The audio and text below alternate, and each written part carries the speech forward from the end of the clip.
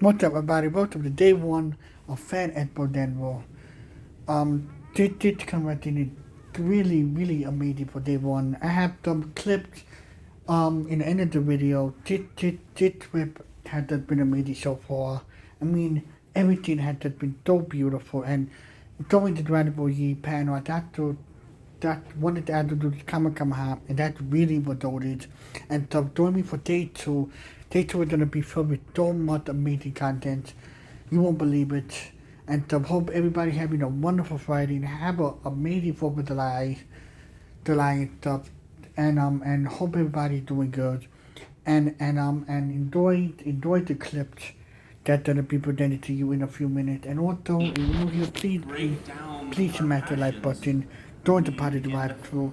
Because I know you want to repeat. It's a temporary community, but we are sharing, we are exploring, we are talking, we are listening, and that's what community is. And so, for the sake of time, I also want to make sure I touch on all my points. But going back to skill building, as a community, I think so often programs or classrooms or conversations are defined by a very particular kind of set of rules.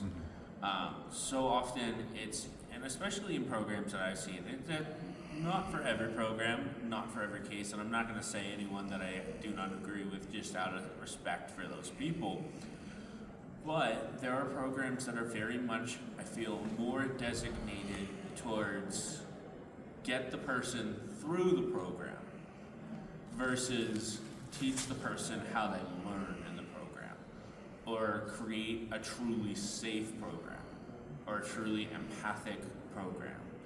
And I think so much of that is a product of our society. American society is very much like we have to be productive, we have to do things, we have deadlines, that kind of conversation. And I think the biggest thing that really bothers me is the conversation around productive humans. I don't like that phrasing because I find so often that reduces people down to a paycheck or a volunteer job, or if they're sitting at home on a Friday night, they're being lazy, or even if they can't go out to work, they aren't productive. And I really have, the other problem I have with that is so often productive American mindset leads to burning ourselves out, leads to jobs that we hate. I've known people who have had a conversation when I talk about what I do, and they say, well, you shouldn't shift between things because, my father, he died on the factory floor. Like, I've actually had that conversation with someone, and my response is, why is that something I would want to do? Right? Like, why would I want to be on a factory floor working a job I hate for 40 years and then fall on the floor face first? That's not appealing, and it shouldn't be. And I think the other great thing about creativity is so many human beings, whether they're neurospicy, whether they're neurotypical, whether they have a diagnosis, lived experience, or not, creativity is a masterful teaching tool. It helps us to connect to math. It helps us connect to critical thinking, problem solving. I grew up in the era where all my teachers told me that we would never have a calculator with us at all times. Hello, my name is Bob, and hi. You're a good friend.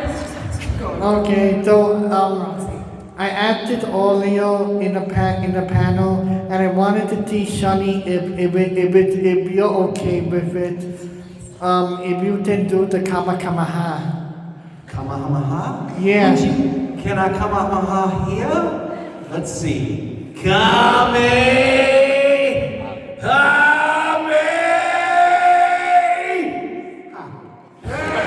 Thank you.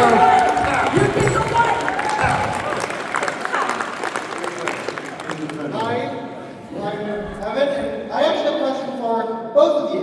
Great. Less socially appropriate for 2025. Yeah, for sure. One of my favorites, honestly.